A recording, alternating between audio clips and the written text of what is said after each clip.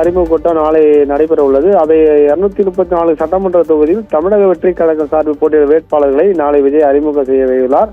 அதேபோல் இன்று சென்னை பனையூரில் வேட்பாளருடன் ஆலோசனை செய்து வருகிறார். அதேபோல் காங்கிரஸ் கட்சியில் பொதுச் செயலாளர் பதவியிலிருந்து நீக்கப்பட்ட டி செல்வம் அவருடைய ஆதரவாளருடன் தாவேக தலைவர் முன்னிலையில் பனையூரில் அக்கட்சி தலைவர் அலுவலகத்தில் இணைகிறார்.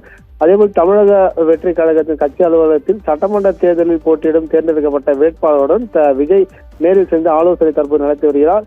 விஜயுடன் ஆலோசனை ஈடுபட்ட வேட்பாளர்களுக்கு செல்போன் உள்ளிட்ட முக்கிய பொருட்களை உள்ள அனுமதியும் மறுக்கப்பட்டுள்ளது. 2026 சட்டமன்ற தேர்தலில் அடுத்த மாதம் 23ஆம் தேதி நடைபெற இருக்கிறது. இதற்காக தமிழகத்தில் அனைத்து கட்சிகளும் கூட்டணி பேச்சுவார்த்தை மற்றும் வேட்பாளர் அறிமுகம் விறுவிறுப்பு நடைபெற்று வரும் நிலையில் தமிழக வெற்றி கழகத்தின் தலைவர் விஜய் நாளை வேட்பாளர் அறிமுகப்படுத்தியிருக்கிறார். மேலும் வரும் 28ஆம் தேதி அவருடைய பிரச்சாரத்தில் பெரம்பலூரில் தொடங்குகிறார்.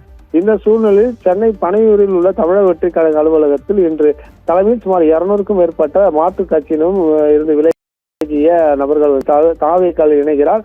அந்த வகையில் தமிழ்நாடு காங்கிரஸ் பொதுச் செயலாளர் டி செல்வம் நேற்று கட்சியிலிருந்து நீக்கப்பட்ட நிலையில் இன்று அவர் ஆதரவுடன் சென்னை பனையூரில் விஜய் தலைமை இணைகிறார். அதேபோல் நாளை தாவேக்காத வேட்பாளர் அறிமுகம் செய்ய உள்ள நிலையில் இன்று முக்கிய நிர்வாகிகளுடன் வேட்பாளர்களுடன் விஜய் ஆலோசனை நடத்தி வருகிறார்.